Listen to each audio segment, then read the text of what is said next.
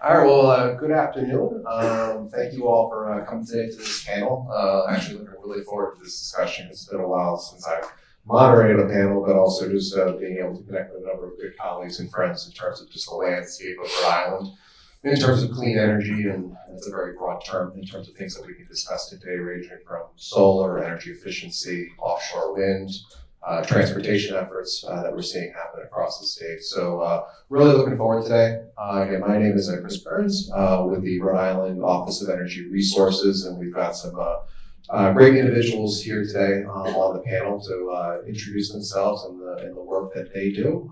And then we're going to kind of just get perspectives on the Rhode Island energy landscape. And then we got the time. I'd love to integrate some questions from the audience here today as well. So first things first, why don't we just do a round of introductions in terms of each panel member, who they are, their background. So why don't we start this way, and then we'll work our way back down this way. So pass along to my colleague, Greg with Rhode Island Energy.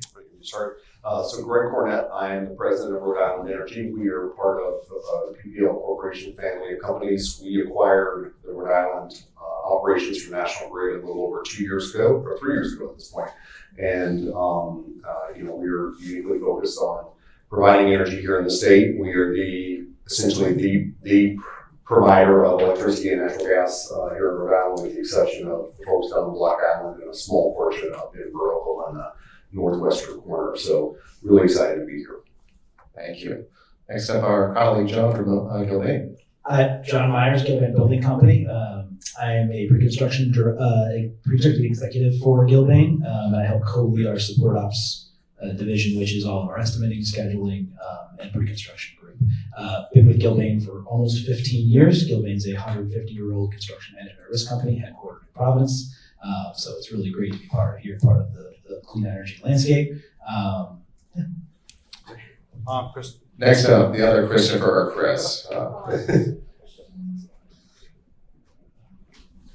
Sorry about that. Thank you. Chris Duran. I'm the CEO of Rhode Island Public Transit Authority. I've been there for about 10 years. And this past year was named the CEO after serving quite a bit of time in the finance office, including Chief Financial Officer. So I'm really excited to be here. We've made a lot of progress with electrifying our fleet. We've learned a lot. We continue to learn a lot every day, and we're excited about the future and what it holds for kind of decarbonizing our fleet and being more innovative with the service that we've got.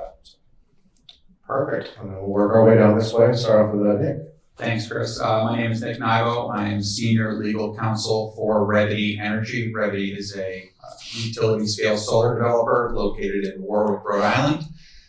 We have built 26 solar projects throughout Rhode Island, which produce 128 megawatts direct current of solar as of right now.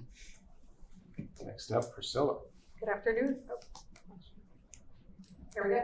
Good afternoon, everyone. My name is Priscilla Cruz. I work for the City of Providence as the Director of Sustainability. I joined the Smiley administration almost 2 years ago. Well, actually 2 years in upcoming July. So my work really focuses on how we're going to meet our climate targets. The city has targets to be carbon neutral by 2050, and there are important interim targets along the way.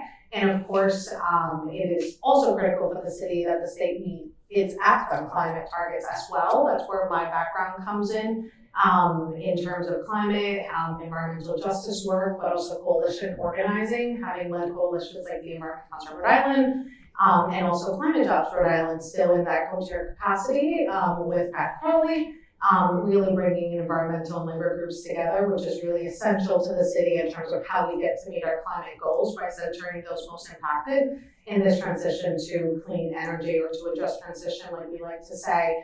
And part of the reason why I joined the Smiley administration, in addition to this effort of really looking at how do we improve quality of life, and understanding that climate and clean energy are key intersecting issues in that, is that the city also has a nationally recognized climate justice plan. So I look at my day-to-day job as to how do we implement that, because it really speaks to how our communities are disproportionately impacted when we don't act on climate.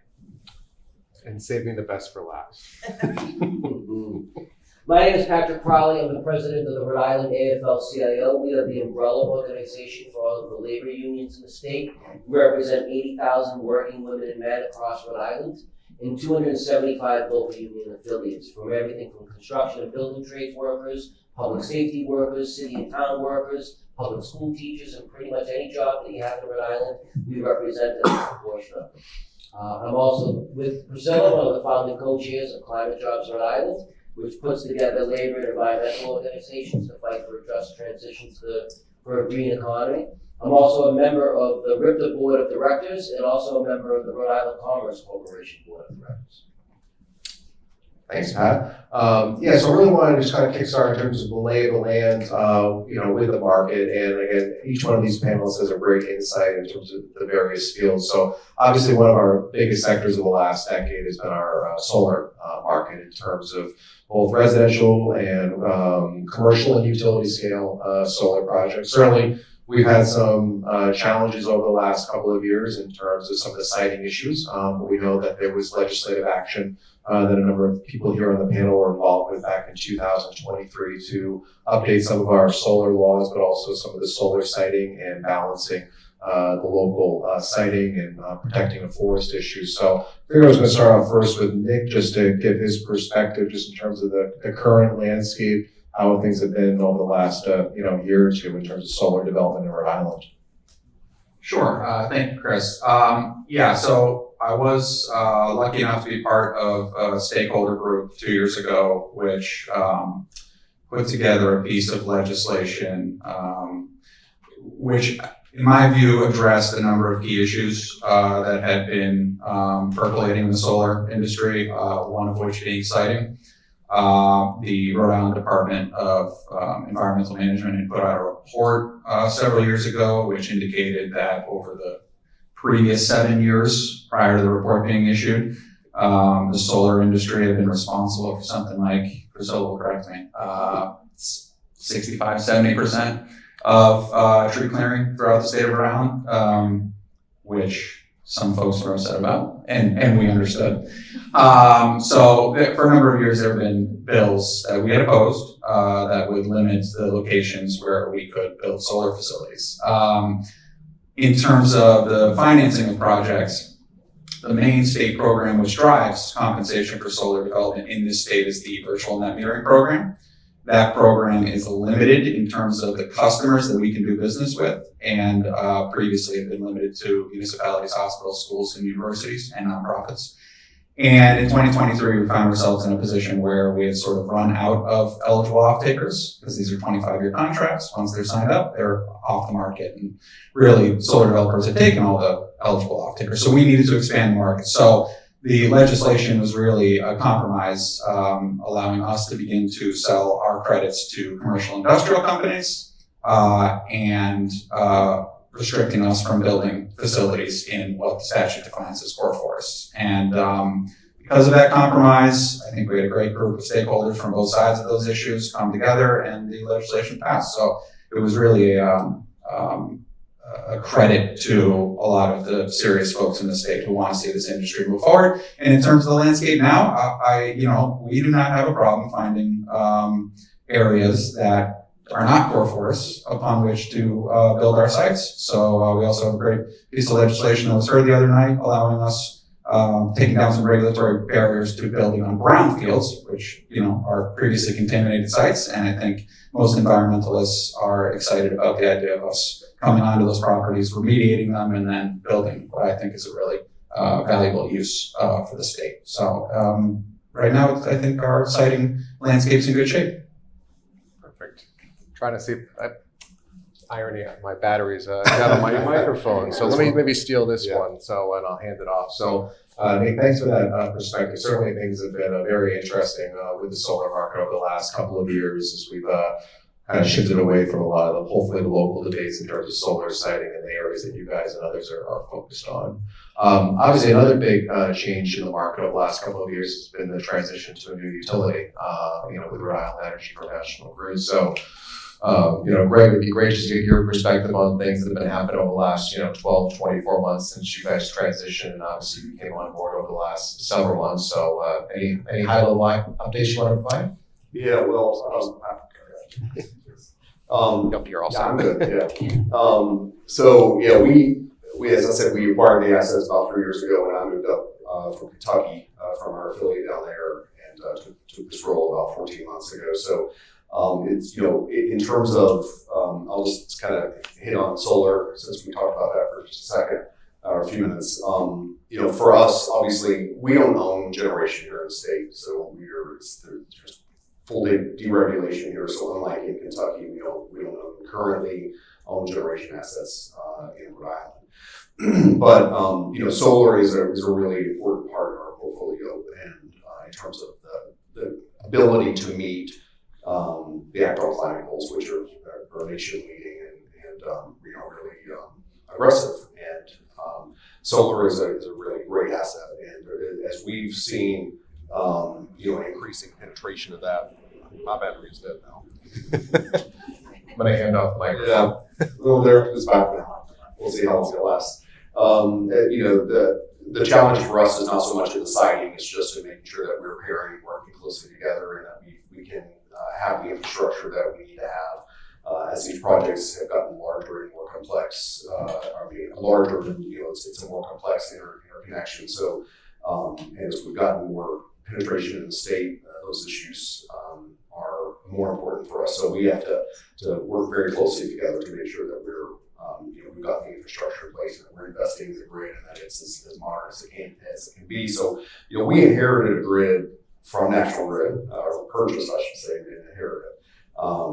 That was, in many ways, underinvested in. And so we've really spent the last 3 years trying to invest in both the natural gas infrastructure to a tremendous amount of leak-prone pipe that we've been working to replace that has obviously significant climate impact there as well.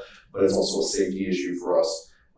Fully recognize that there's ongoing debate around the future of natural gas as we move forward. So we're always trying to balance those issues with those investments, but prioritizing safety. But then on the electric side, it's just really all been about trying to make sure that the grid is as hardened and resilient and modern as it can be as we move forward to additional electrification. That just puts additional strain on the grid.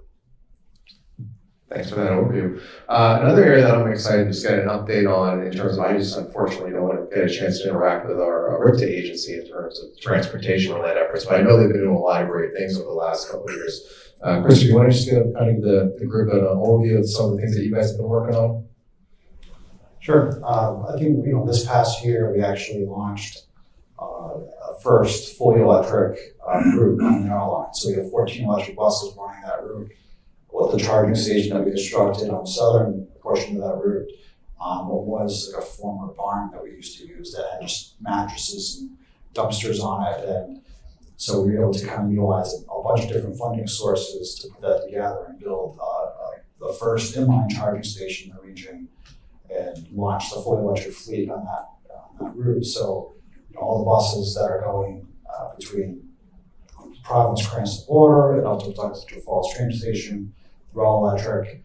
We had a few kinks early on, which is a different technology we have to deploy, but the buses are working great, and we're seeing that we probably have excess capacity in charging that we can deploy. So as we build up services, we can actually think about how we electrify those routes as well. So it's been a really great experience. The entire state and the entire agency work together to make it work, whether it's mechanics who are trying to figure out how to work on these buses, planners, procurement, every area of the agency it took to really kind of figure that out. And Chris, we had worked on a net metering project many years ago, I think now. And so we have that in place as well. So we're trying to be cognizant of both, what the energy uses that we have, but also like where we're getting it from as well. So I think it's been, a great partnership. And as we kind of, learn more about this field for us, we'll be continuing to explore how can we make sure that the upstream sources are clean as well. So our lines are most frequently used route, and actually starting next weekend, it'll be the way to get them around football club games as well. So it's really exciting how that technology is able to be deployed. And we're looking next at electrifying more stuff at Newport. And we've got a federal grant that will allow us to electrify everything in our equipment account garage, which covers the island, who's already had challenges with energy, but also stuff that comes over to Narragansett and South Kingstown, the Kingston Station. So we're really excited to see where that goes next and see where we go.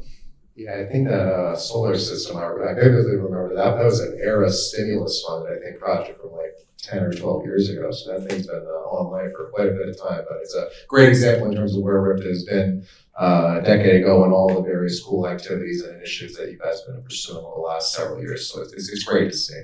One other thing that's been great to see in that, I remember, 10, 15 years ago in terms of state house legislative activity, there used to be like the energy sector and the environmental sector. But one of the wonderful additions has been the labor community in terms of their engagement and working with them over the last couple of years in terms of some really exciting legislative activity in terms of integrating labor into our renewable policies and programs and the associated projects that come with it. And I didn't know, Pat, in terms of a lot of times the attention at the State House for the headlines is the renewable procurement laws and those activities, but just as important is the people that actually do the work out in the field. And sometimes those milestones don't necessarily get the attention that they deserve. So for our audience members that may not be familiar with some of the labor activities tied to energy, could you maybe just kind of touch upon some of those? Well, sure. I mean, we represent members in all sectors of the economy, including the legacy fuel economy. And so we represent thousands of workers that work for Rhode Island Energy, a number of other workers that are in the legacy fuel service delivery industry, a lot of in the repair industry. So, we touch a lot of the work that gets done at the intersection between these facets of the economy. But one of the things that we figured out over the last several years is that the technology may be different, but the work that goes into building it is not that dissimilar. It's still screwdrivers, hammers, jackhammers, shovels. It just might happen to be that instead of an iron worker climbing to the top of a skeleton of a building that's 10 stories high in the city of Providence, they may be climbing up the top of a pylon that's 10 miles out in the middle of the ocean. It's still fundamental skills. If we're going to think about things like geothermal energy delivery system, you need laborers to dig holes. You need utility workers to make connections. You need plumbers to do, pipe fitting. I mean, it's not that dissimilar work, but it's taken some time to get to that stage of the game because for a long time we weren't even using the same language with folks. And I'll give a perfect example, kind of tying in with one of the things that Chris was talking about. So a lot of our environmental community friends were very excited about the idea of electrifying the bus fleet. They were also very excited about the idea of environmental justice communities, folks that are on the front lines of this change. What they hadn't really thought about was where those things intersect. So for example, RIPT's bus fleet to this day, but even before we started to electrify it, was really diesel fuel. Well, we had a number of workers whose job was to fuel the buses. They just happened to be mostly men and women of color who lived in the same neighborhoods where the RIPT buses were stored. So we're having conversations about what's going to happen with this change in economy, worried about frontline communities, and the first people that are going to be impacted by the electrification of the RIPT system are the people that are directly impacted by environmental justice communities. No one had thought of that element before. So I think one of the things that's changed as we're looking at this economy and how it's evolving is being able to identify from a working class perspective what are the changes that are going to take place and how are working class communities impacted first.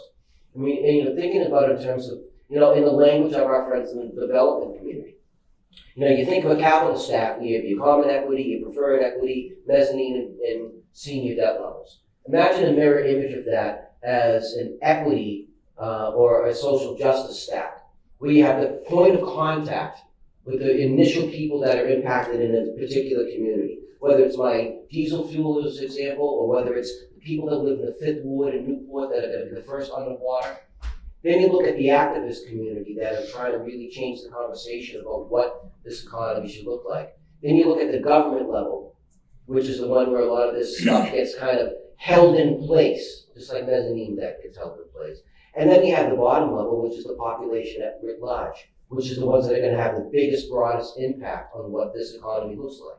I mean, these two kind of stacks stand next to each other. And I think what we're trying to do in the labor movement is put those conversations together in ways that no one's really thought of before. Great summary from Pat, as always, in terms of everything that's happened. It's very exciting just in terms of the integration and the working of the respective communities over the last couple of years, and it's great to see.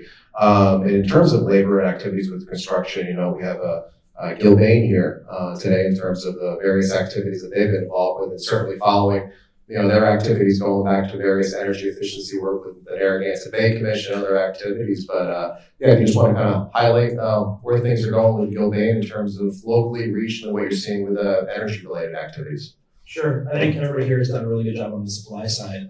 Our buildings are the demand side, right? So 75% of our electric that we generate in this country is consumed by buildings. And our building stock in Rhode Island, the commercial stock is, the median age is 52 years and the residential stock is 58 years. And if we think about air leakage through our envelopes being a huge part of the loss of heat for our buildings, then we're probably 20% inefficient on how our building stock uses the power. And the cultural zeitgeist is going towards building decarbonization. It's going that way.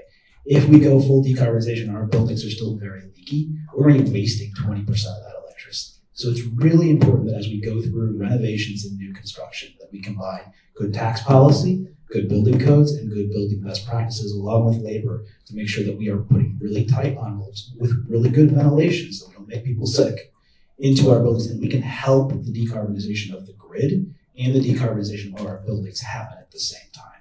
I don't think it's going to be possible to be able to do a full decarbonization, utility scale decarbonization without really going building by building, area by area, and trying to make our stuff more efficient. So that's where the role of Gilbane comes in. We have to go when we build a building, we're doing budgets and we're doing schedules.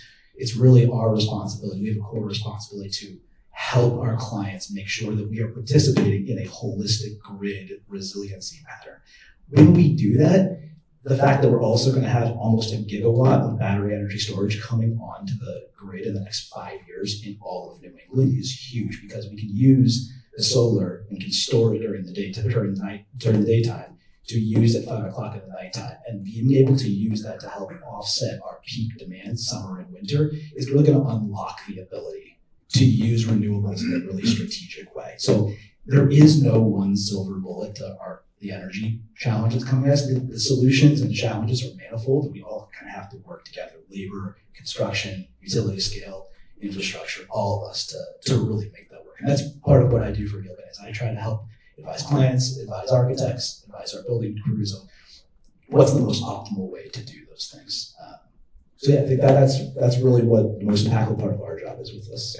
Thanks, John. Gilbane does some tremendous work and on the building decarbonization. And before I segue to my friend Priscilla on a question or the landscape, we'd love to get some questions from the audience. So as Priscilla is giving her perspective on certain things, what I'd love to do is just for those that want to ask some questions once we Priscilla gives her thoughts, would welcome to be able to take any questions from the audience. And Priscilla, obviously the city of Providence has been very active on a number of fronts in terms of energy, climate, resiliency related efforts. But one thing that Providence has been at the forefront on is the whole building decarbonization related efforts in terms of both within the municipality and the buildings that you guys have oversight on, but also working with the private sector buildings in terms of those efforts. And certainly this has not been something that's been done overnight. It's been multiple years, but we want to just kind of give the group a kind of the lay of the land in terms of where Providence is, in terms of the process that you guys engaged on. How are things going at the city level? How are things kind of been working in terms of local businesses, in terms of their benchmarking efforts? If you just want to share some thoughts on that. Yeah, absolutely. We love talking about buildings in Providence. And when I mentioned earlier our climate justice plan and looking at our greenhouse gas inventory for the city, why buildings are so significant in that strategy is because they account for about 70% of our emissions in the city, right? So we really have to focus on our built environment if we're going to go ahead and tackle issues of climate. And the way in terms of our strategy has been over the past decade is like, first really, before I get into the details of our benchmarking program, called Bureau, Building Energy Reporting Ordinance that says that program, I think it's important to understand the time that Providence took to really get our own house in order in terms of how we manage our utilities and our energy, right? For our building stock of the municipally owned and occupied buildings. So we really had to look at what are our highest users, and really understand those buildings. And then what I heard earlier from the panelists in terms of you do have to go building by building. So we've done that work. We understand how to manage our utilities better. We understand what are the opportunities to invest in more energy efficiency. And I think that's another essential part of this conversation. When we talk about clean energy, energy efficiency is part of that. And it's actually our strongest climate action tool that we have to be able to drive down usage for energy, to be able to save on energy, but also to be able to reduce greenhouse gas emissions. So we really double down on how we approach energy efficiency in the city. And that leads us to the Building Energy Reporting Ordinance. So it had been a multi-year effort to really get that across the finish line with our city council. And with the administration, everything aligned when we had the Smiley administration take office, and then also with a progressive city council. So over a year and a half ago, the Building Energy Reporting Ordinance Bureau was passed. And basically what that said is it created a tiered program for how we publicly disclose, how we report and then publicly disclose our energy usage across public and private buildings. So in year one of the program, we focused on disclosing our inventory for the city, those that were required. We had to report 20,000 square feet or more in terms of square footage for city buildings, and we successfully did that. So we released our report in 2024 that said these are the properties that fall within the Bureau program, so the city's leading by example. And this is how the city's using that data.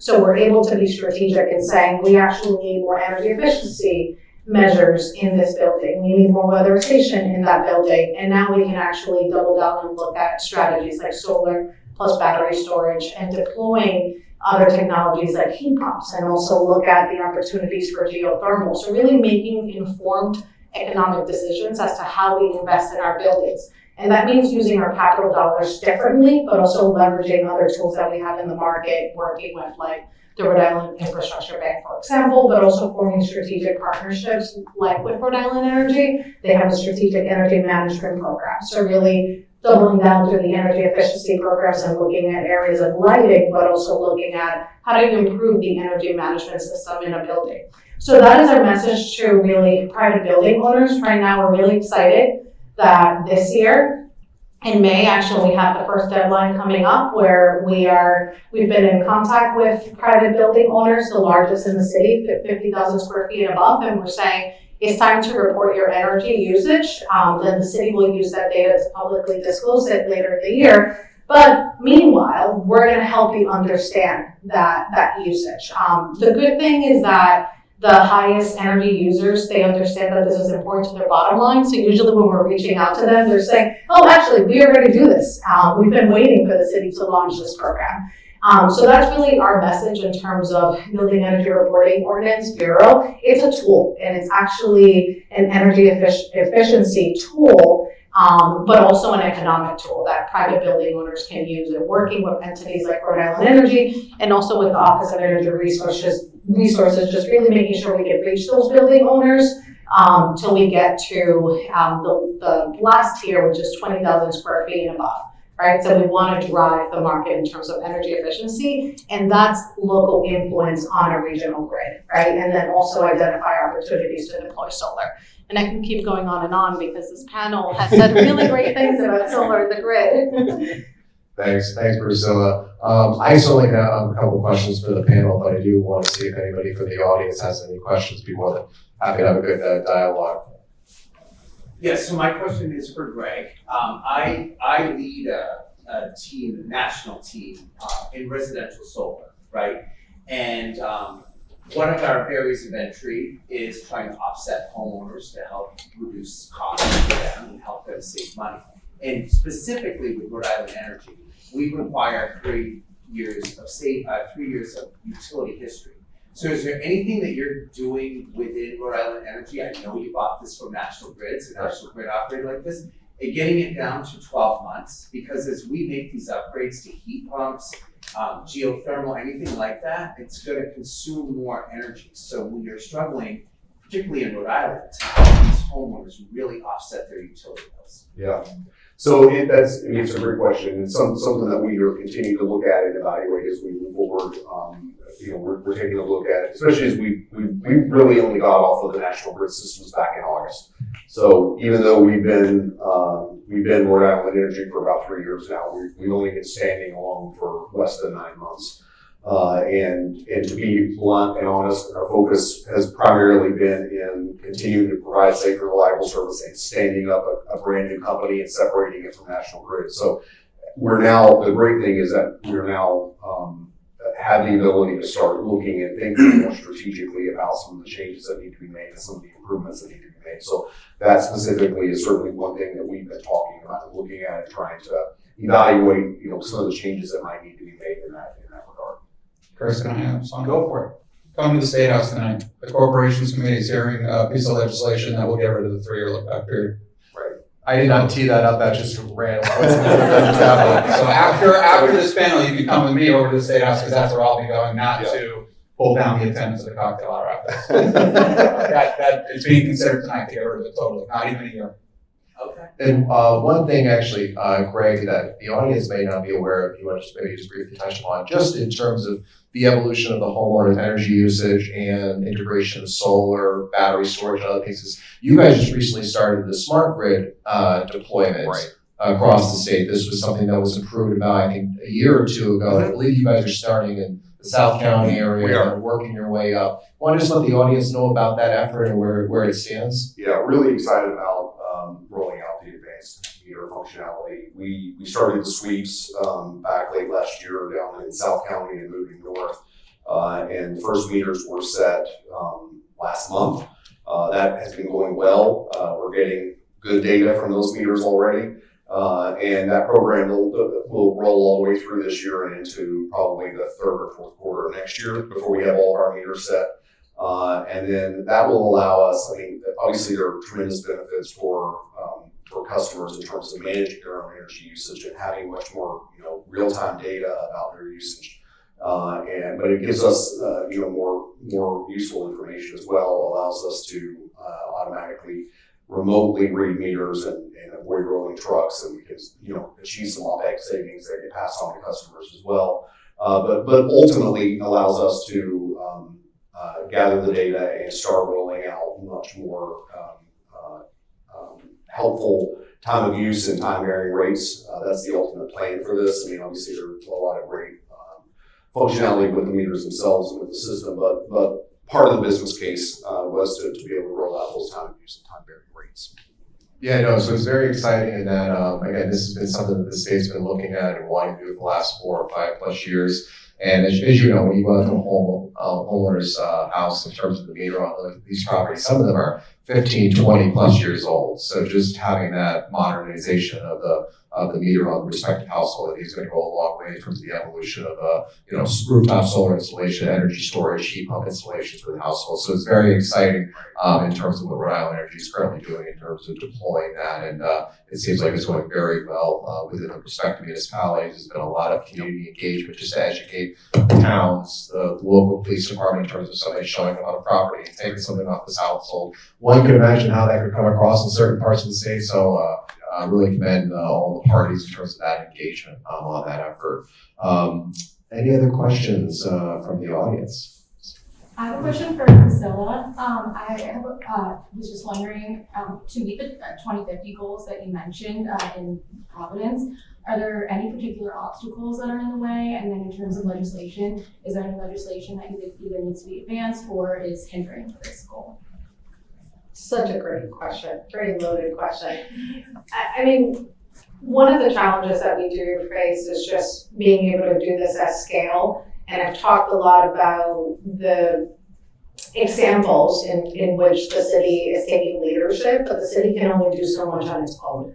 This is where, in terms of being a small state, I think that is our asset. So one of the things that we try to do is to really express our advocacy in terms of what's going on at the statewide level. So for example, when I talked about the building energy reporting ordinance, like we don't expect every municipality to have the capacity to be able to do the work that we've done. That's why it's so essential to see a statewide piece of legislation focus on building decarbonization, right? To be able to support the rest of the municipalities. Because now that I'm in this role, I see it more than ever.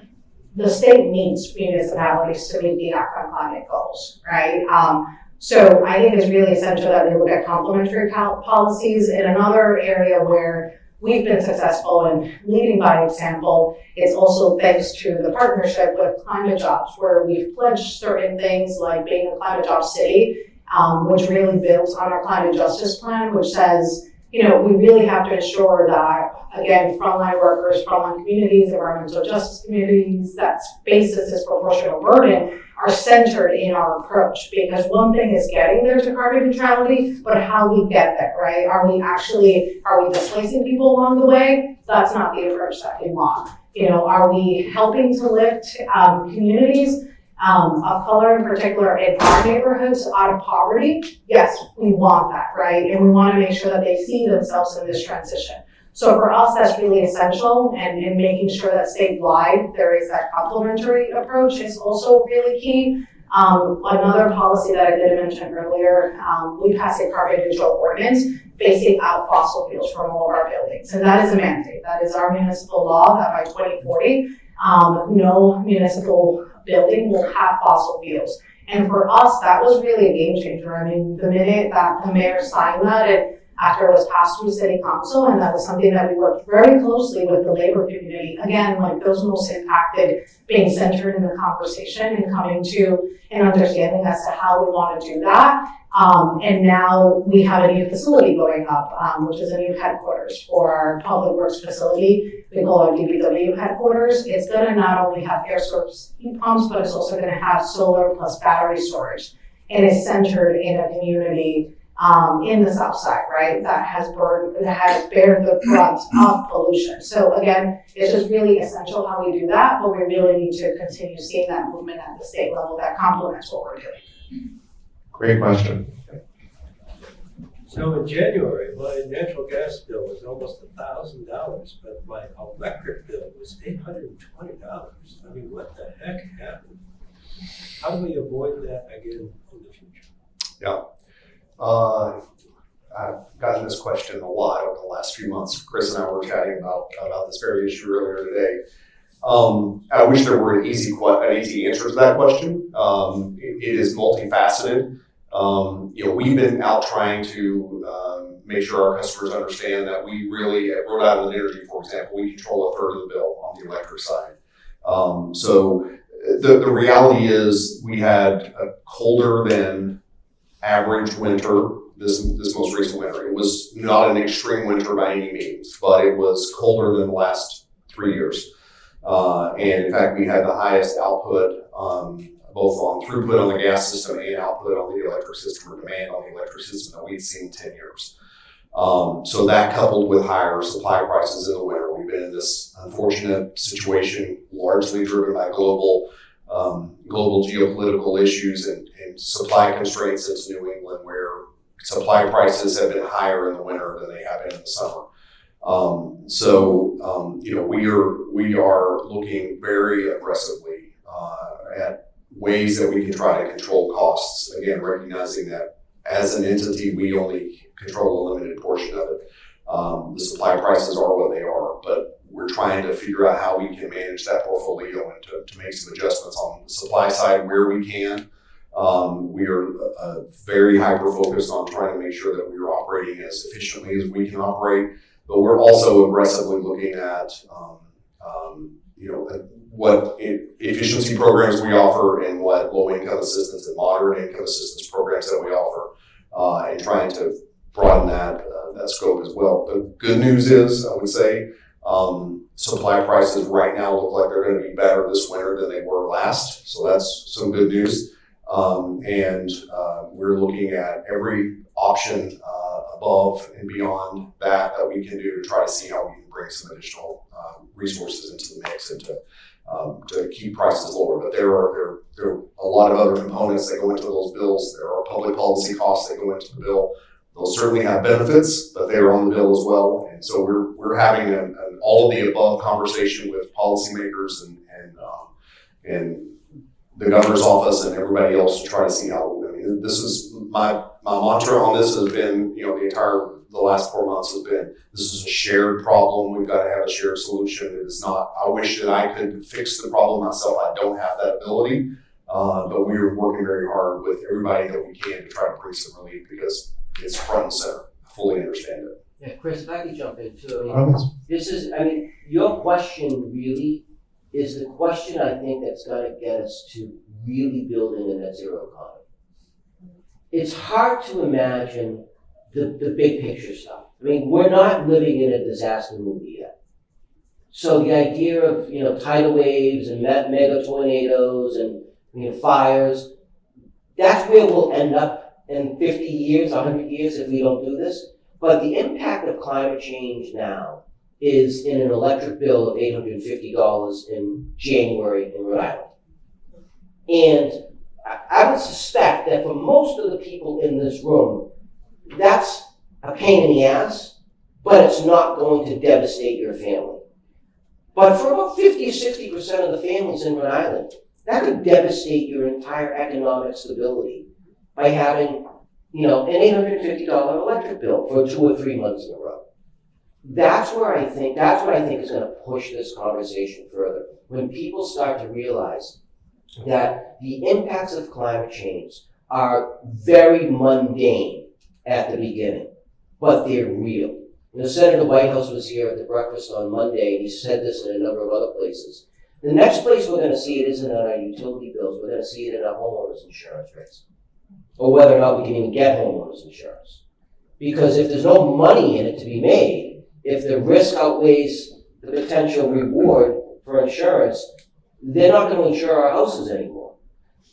That's where I think the conversation needs to start to get to a place, and I say this for all of our benefit, including my own, where we can talk about this at an everyday kitchen table calculus level, so that we're not talking about megawatts, gigawatts, and joules and all of that. I mean, I'm a former Zamboni driver. I kind of get some of this stuff, right? But it's critically important that we have these conversations in as many forums as possible, so that when my members are talking about what it's like to work on an offshore wind farm, they're talking about how cool it is to go up on 150-foot ropes and swing out in the middle of the ocean, or what it's really like to build a solar canopy array over a former farmland so that it doesn't have to be, paved over, right? But what we really need to start to talk about is how everyday Rhode Islanders can say, what's really interesting about offshore wind? That it's a steady stream of supply, and that the winds off of Rhode Island are some of the strongest winds anywhere in the world. And we actually can not be constrained by the economic impacts of a war in Ukraine, right? People kind of get that part of it. They don't get the science, they don't get the math. I don't get the math, that's for sure. But I think they start to get that. And I think it's going to be important for all of us, especially in this room, to talk about it. I mean, I'm looking at my friends in Gilbane. 52 years, 52, 54 years, the average age of some of these buildings. There's a reason why that is. Because 50-something years ago, the state of Rhode Island, like a lot of places in the country, stopped building things. Why do you think our bridges are all fouled up? They all have about the same shelf life. I mean, it was 1968 when the Washington Bridge was built. Do the math, we're in the same time frame. And it's not sexy to talk about building envelopes. But you know what? It's really cool when you start talking about it. Because when you figure out, right? Right?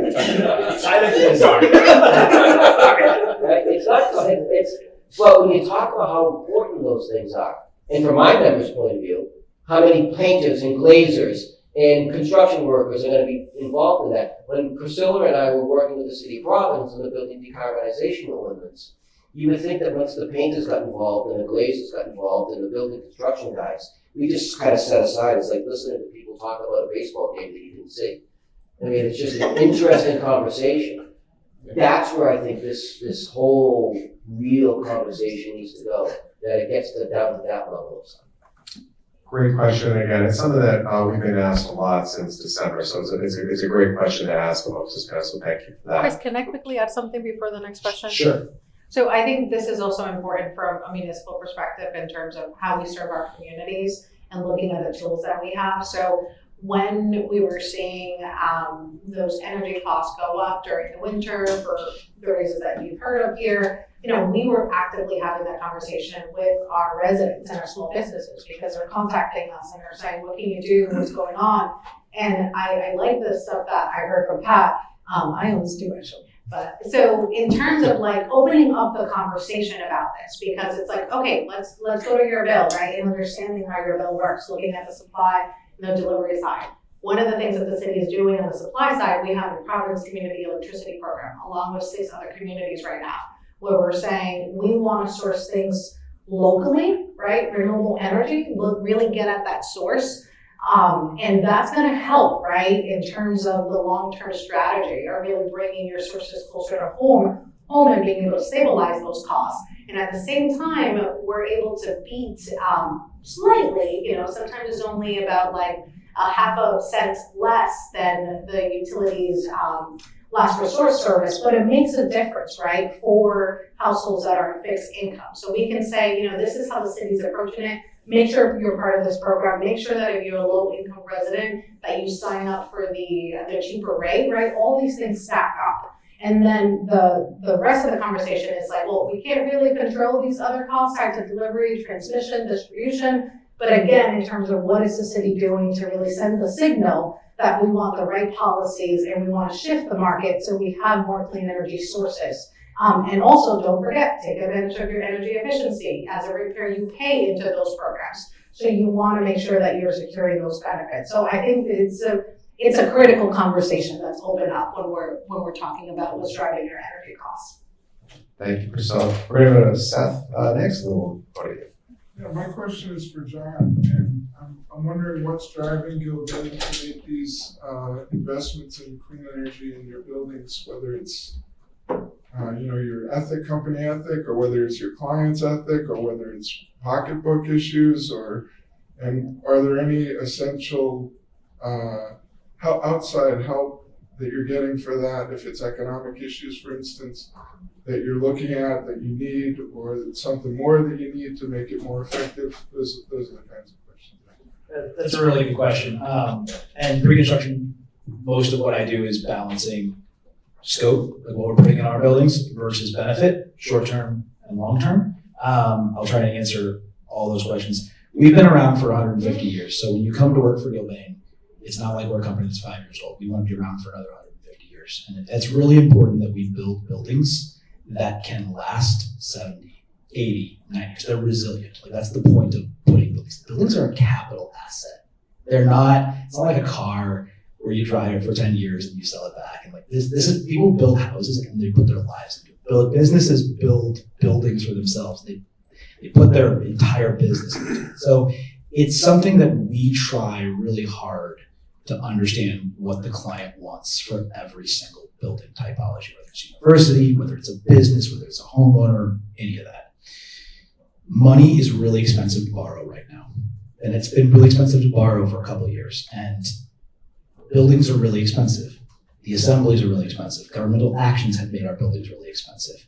Everything is stacked against us, but at the same time, there is an operational payback for every single item that you put in your building before you get any governmental assistance through the Inflation Reduction Act, or if you're in Massachusetts, MassSave, or Rhode Island's, I believe Rhode Island has a couple programs for energy efficiency as well. So before we even start to undertake that, we want to understand what the operational savings will be. Is it 5, 10, 15, 20, 25-year payback?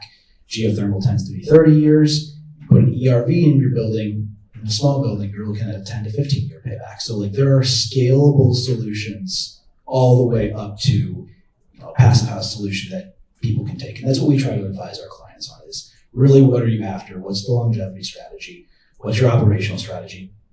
I also ask folks to look at this and think on this as they think about buildings, is we have energy costs today. And hopefully utility scale solar continues to, the amount of utility scale solar we put in continues to do this in a positive way. But we are going to have, everyone's going to have an electric car at some point. It'll be my lifetime, I would imagine, but that's going to be a strain on the grid.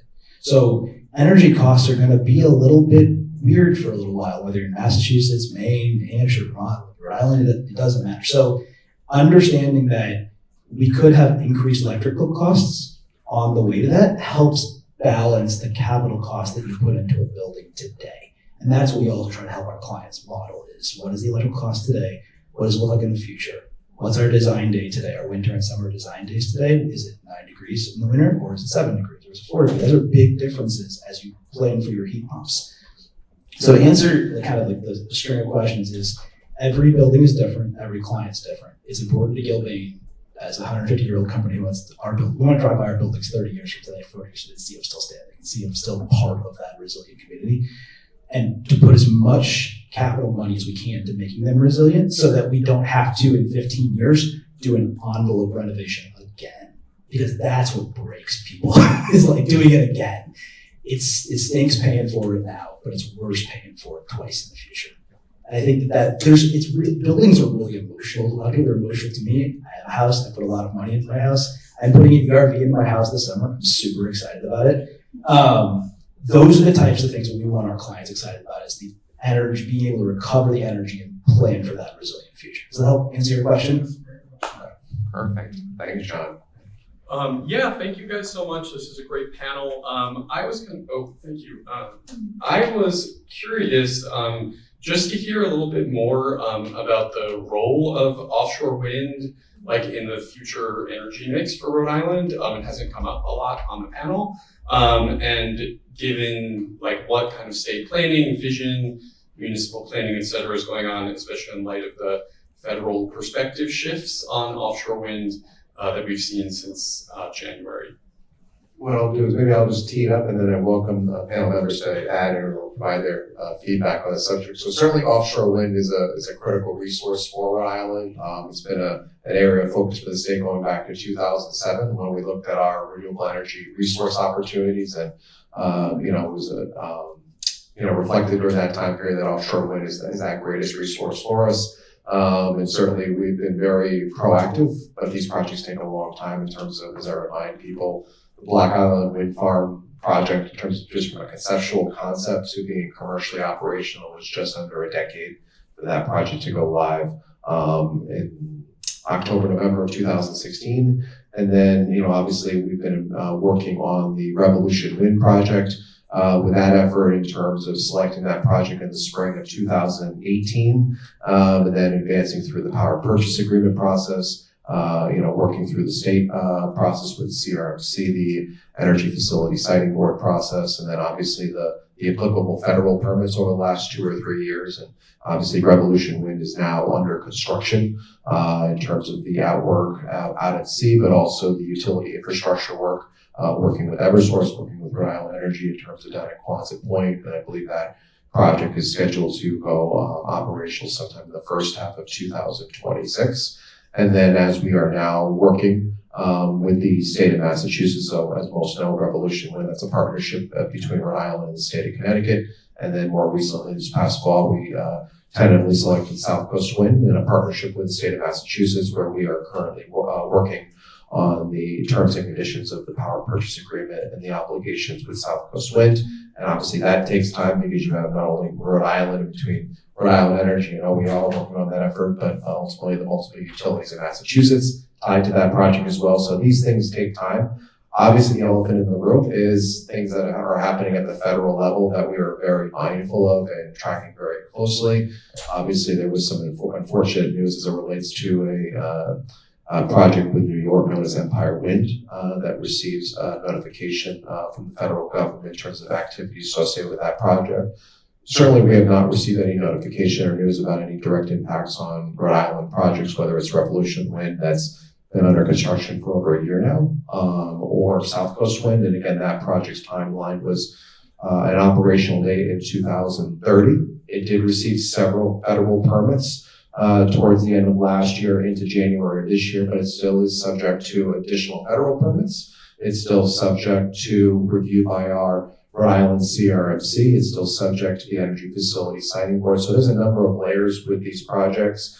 The reality being that offshore wind is not a 3 or 4 year project. There's just so many layers that go into it. So I always kind of try not to laugh when people talk about when these projects can go live, just because the reality being they are 6 to 10 year projects from start to finish. And that's assuming that you don't hit any road bumps along the way or any challenges or any dynamics. So offshore wind is something that we are invested in. It's critical not only for our Act on Climate obligations, it plays a major role in our 100% renewable energy standard. It's a vital technology and projects associated with the great work that labor has done with the Block Island Wind Farm project, with the Revolution Wind project, and the great benefits that the labor communities would provide with South Coast Wind project. So we're fully committed to it, but obviously we're keeping tabs of everything happening at the federal level that could have a direct impact on not only Rhode Island, Massachusetts, New York, Connecticut, New Jersey, with the latest efforts. So that's from the state perspective. Welcome other panel perspectives on this this subject matter for those that want to comment. Yeah, real quick, Chris. 3 quick things. Folks that probably don't remember that one of the people that was instrumental in starting the offshore wind industry here in Rhode Island was Republican Governor Don Carcieri. And I don't mean Republican governor like, you know, in other states he'd be a Democrat. This guy was a right-wing, conservative, anti-union governor. He started the offshore wind industry in the state with a lot of other folks, knowing that Rhode Island was uniquely positioned. So this doesn't need to be a partisan issue. It needs to be about an economic development conversation. Second, as I was, you know, getting ready for the panel today, my team from Climate Jobs Rhode Island, who are here, everyone say hi. They just came back from a tour of Providence, where Iron Workers Local 37 just deployed 60 workers out onto the water to work on various offshore wind projects. So despite everything that we're hearing here from Washington, this stuff is still going on. The last thing I would say is you gotta imagine where Rhode Island's place in this marketplace is, and that we really have an opportunity here to be the center of this entire industry for the North Atlantic seaboard. With Providence and Quonset as deep sea development areas, with the access, easy access to places like Route 95, with easy access to Route 90, which I mentioned very specifically, because that's going to take you all the way up into northern New York, up by Schenectady and Buffalo, where we have General Electric plants that are building all of the turbines. And then when you look at where Rhode Island can really be uniquely situated, some of the work that we're doing at the University of Rhode Island and with the Rhode Island Commerce Corporation about the blue economy, we probably are never going to build an engine manufacturing plant here in Rhode Island. But you know what we are building? We're building deep sea components, and we're building underwater components. And it might just be that the Rhode Island manufacturing community will figure out a way to build, you know, uniquely positioned sealed bolts that can withstand a North Atlantic winter or 50, where we're going to be positioned to do that. Or we're going to be the type of people that are developing the technology, and we're doing this right now in the state, thanks to Commerce, that are trying to do smart mapping of the Narragansett Bay. So much so that we're doing it in an open source way, so that everyone who wants to build in that vicinity is not going to have to go out and hire their own geoengineers, their own their own experts and consultants to get this done, so that we can have this built here, but also so that it's shareable. So you think about all those different components that go into an economy. Rhode Island has a real opportunity here to seize a moment. And despite what we're seeing in Washington, you know, listen, Chris is right. This industry has faced incredible, you know, pitfalls since 2007 when the first Block Island wind discussion was happening. You know, we got through COVID, we got through supply chain, we got through inflation almost, you know, but we'll get there. But imagine like this moonshot that's going to take place where once this logjam in Washington breaks up, now this industry is mature enough so that when things kind of loosen up, when credit starts to loosen up and investment starts to happen again, we are so uniquely positioned to not have to start from scratch in 2027 and 2028. And I think it's just gonna be incredibly important for the state to try to seize advantage of that. And I'll just quickly add, from the city of Providence perspective, we want to see more offshore wind in the port of Providence. We have a deep water port, we're well positioned for it. In particular, like Pat pointed out, Prop Port, right now actually they're going through their master planning visioning exercise where we're going to have a plan that's going to pave the roadmap for the type of industries we want to see there, and offshore wind is key and a major part of that. Great question. I see. Oops, hold on 1 second. There's going to bring a microphone. No worries. I'm not able to do it with this. So I see what you are saying and I understand, but Patrick, no? You were talking about something super important, and is that in the state we are seeing some groups that have opposition for offshore wind. And they put environmental concerns with the whales and other concerns, all the view, everything. So coming back to the question, to the comments that you were doing before, how or what tools in your companies, what tools or programs are working in Rhode Island to explain regular citizen, the normal citizen, the importance of the everyday, and how this climate change and why we need to do this, with the question that the gentleman said before, like the home insurance, how that is related with climate change, or the prices of the energy in the winter, because you are talking about high things, high dreams, but people in the municipalities, normal people, need to understand this to be able to trust that this is the way that we have to do it. And I don't know if there are programs that can explain these things to the normal citizen that is right there, that they don't know. Or we always are talking about the same things to the same people that we understand, but other people is not into that, and we need that people. So can you tell me if you have those programs? Because I would love to work in those. Thank you. You mentioned whales. Can I talk about whales for a minute? Yeah. For 150 years, the economy in this part of the country was based on whales. We fueled our houses, we kept our buildings on whale oil. We didn't do that, we stopped. We stopped doing that. Why? For a whole host of different reasons. But when we stopped doing that around the late 1850s, 1860s, if you go back and read the stories about what was happening in Rhode Island, it was the same conversation. These outside forces are trying to kill our industry. They're trying to take our houses. They're trying to keep us from ever getting from Block Islands to the shore again.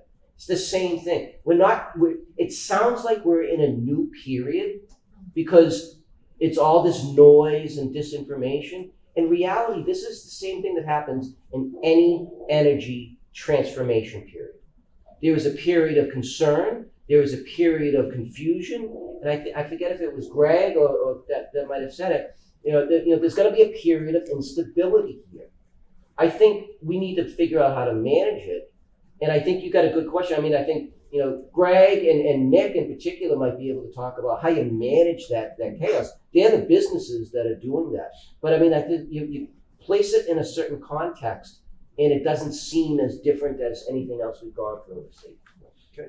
In terms of direct communication with a homeowner, in terms of what they should be doing and their opportunities, I think one of the greatest programs that we've had over the last several plus years, over the last nearly I think 2 decades, is the home energy assessments that are done in terms of the first step that we talk about when we talk with a homeowner or an apartment rental property or a multifamily home and those type of things. Is a lot of times the cool things, the solar and those the kind of the sexy things. The biggest thing the driver is first is just assessing your property in terms of the bread and butter when a lot of people are looking at their bills. I grew up in terms of a family that was in best case scenario in terms of we were either a high low income family or a low moderate income family in terms of my mom was a nurse, my dad worked in the Coast Guard, and every paycheck counted. So I'm very mindful of those things in terms of homeowners experience. the thing that we always try to educate people on is the first thing is doing their energy assessment of their home. So I know, Rhode Island Energy, in terms of one of the first things that they do working with Rise Engineering, is doing a home energy assessment, and that is free for households to pursue. And it's come a long way in terms of getting those set up where qualified energy assessor will come out to the home, walk the property, look within the household, look at the attic installation, and those things in terms of doing a home energy assessment, a blow door test in terms of where's the leaks coming from. That's the first thing to do in terms of how does a constituent relate to everything that we're talking about. Energy efficiency is the bread and butter opportunities in terms of even the things in terms of the electric strips in terms of energy efficiency, the lighting, the attic insulation. You wouldn't believe how many households, particularly where I grew up, where attic insulation was not necessarily a priority back in the 80s, early 90s when houses were being built. Whereas now it's come a long way in terms of, when we see homes going on the market for sale. Years ago when somebody was going into the property, they were caring about what's the kitchen look like, what's the granite countertop, what does the bathrooms look like? Whereas a lot of homeowners are now like, what's the condition of the oil tank on the property?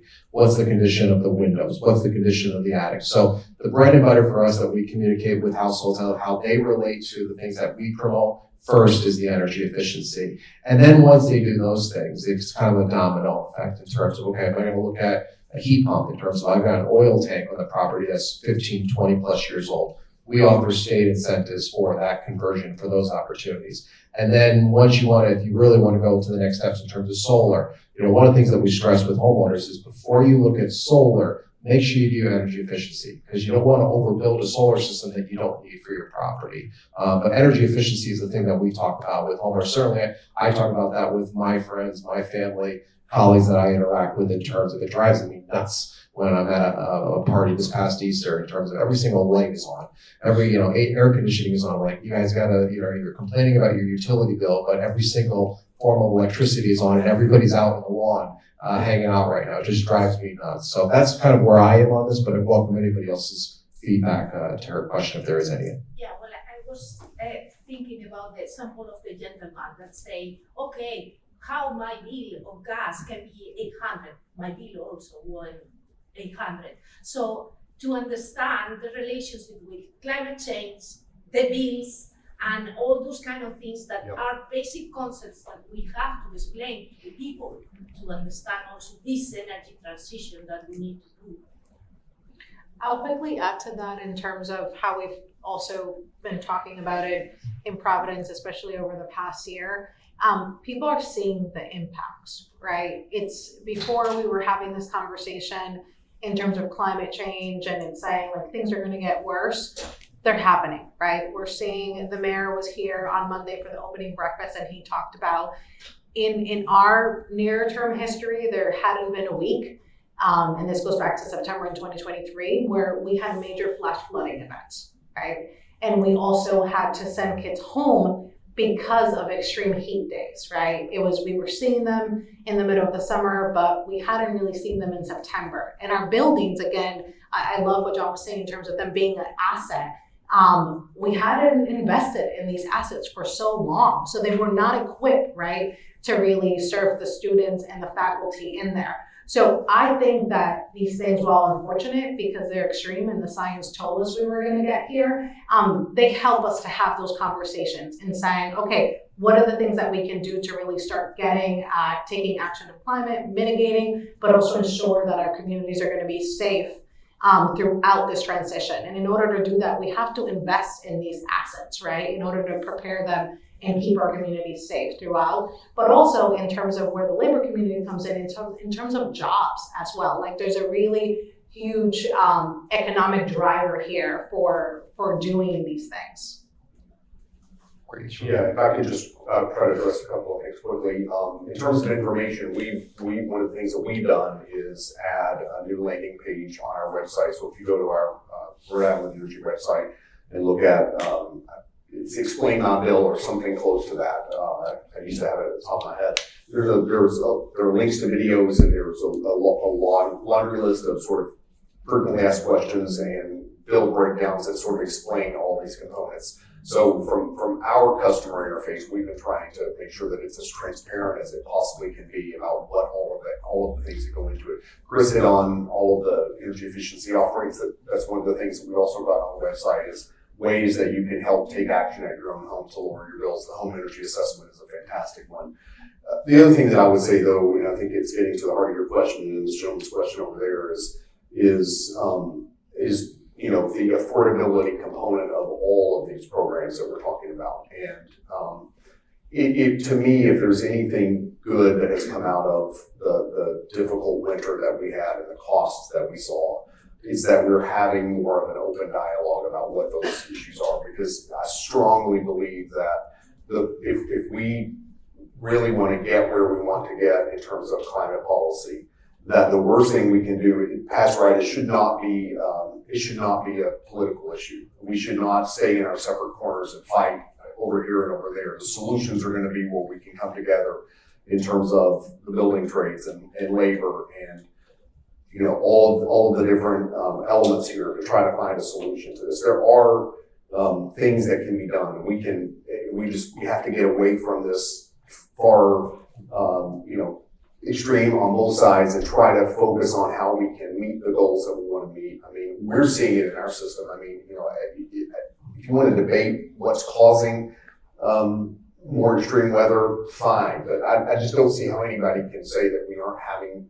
different weather patterns and more extreme weather. And, you know, it's creating a significant need for us to change the way we manage and invest in our system just to be able to withstand the storms that we're seeing.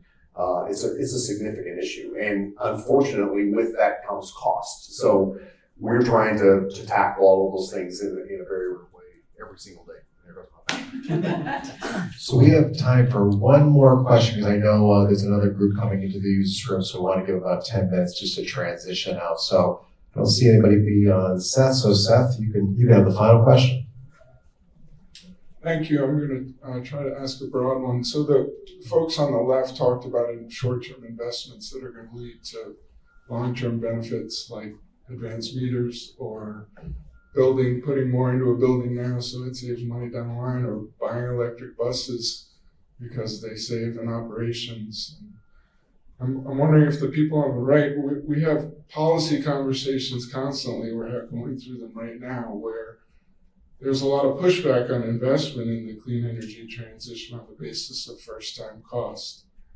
And there's a lot of talk about the long-term benefits, but we don't seem to see that come out in the policy conversations. Can you just speak to that balance and how do we work together to overcome that constant pressure? So some of my friends in the business construction community will be familiar with the AFL-CIO Housing Investment Trust. Back in the 1960s, the labor movement put its own money into building public housing. It was something that George Meany, the president at the time, and Martin Luther King put together, because the government wasn't investing in Black communities. So the labor movement did it.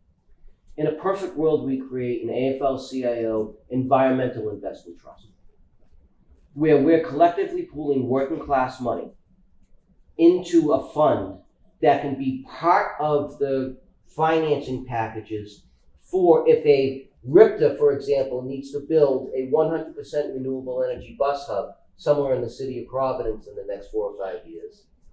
The labor movement can have a place in that.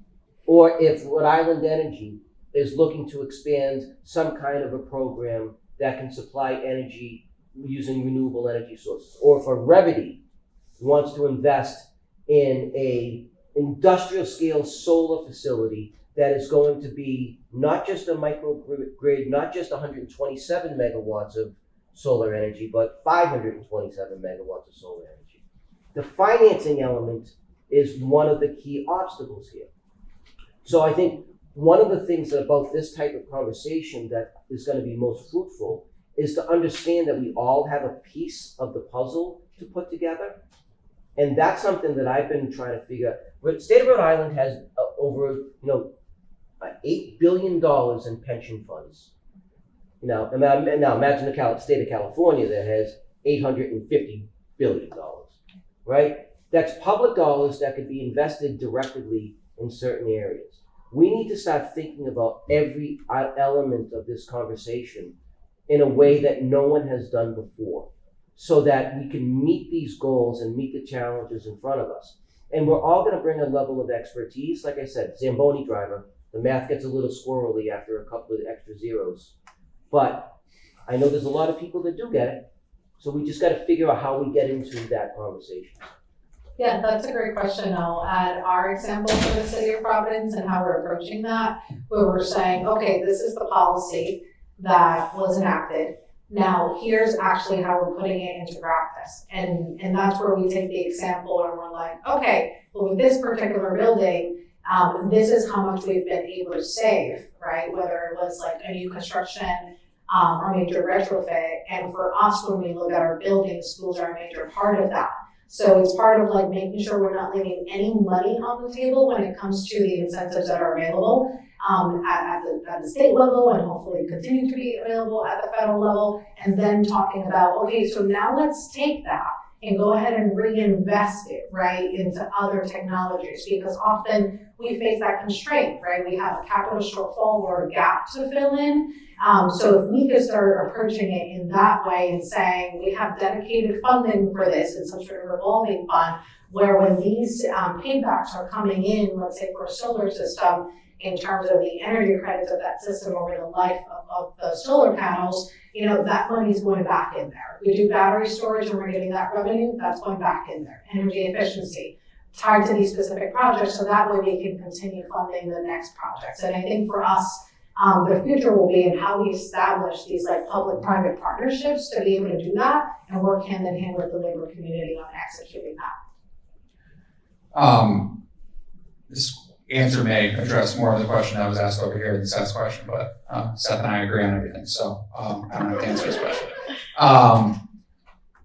When you look at the data on states' electricity costs over the last 15, 20 years, the 6 New England states, New York and New Jersey, have every year been in the top 15 of those states. And you know, one thing that those states have in common is that they do not have any fossil fuels, really significant, New York a little bit, but especially Rhode Island, Massachusetts, Connecticut, do not have any fossil fuel resources under their feet or directly off their shores. It's just the region we live in. So I really don't come to the business that I'm in from an environmental perspective. I'm not like dyed-in-the-wool environmentalist. But my biggest issue with natural gas is that we don't have any of it here. So there was a point made about the fact that we are going to be increasing our electricity use in the future. I think that's just a fact. And we don't have any natural gas here to fill that need. We need to bring it in from other states. So why not build homegrown, locally sited electricity sources, be it solar, that would be my vote, be it offshore wind, be it fuel cells. There's all this renewable electricity that allows us to generate our own source of electricity and will slowly wean us off of a form of electricity where we have to rely upon some other state's natural resource to fuel that electricity. And that's not an environmental argument, although there are obviously unbelievable environmental arguments that are for solar and not natural gas. But that's just purely, let's become more energy independent from the other states and create our own electricity here. The way I always think about, renewable energy versus natural gas, the analogy I have in my head is, renewable energy is like buying a home, okay? And natural gas, in my view, is like renting, okay? We use natural gas, and then we use it all up, and then we gotta go back and buy more of it. And just like rent, you're subject to the whims of the market. You go back to your landlord every year, and the rent goes up. You buy a home, and you don't have those vicissitudes of market. Now, what is the problem with buying a home? At the front end, you gotta come up with some big cash. And that's what renewable energy is too. It takes, trust me, I know, it takes a huge amount of investment at the front end. But once you build it, you got debt service, just like a mortgage, but you own it. And it's here in Rhode Island, and it can service Rhode Islanders for 25, 30, 35, 40 years. So that's why I'm in the business I'm in. one thing I learned with Nick is he's great at using analogies to bring it all together. So a great question. And with that, I think really appreciate everybody in attendance today. Really appreciate the panel and taking the time out of their schedule to discuss the energy landscape. So with that, we'll wrap up and thank you all for coming.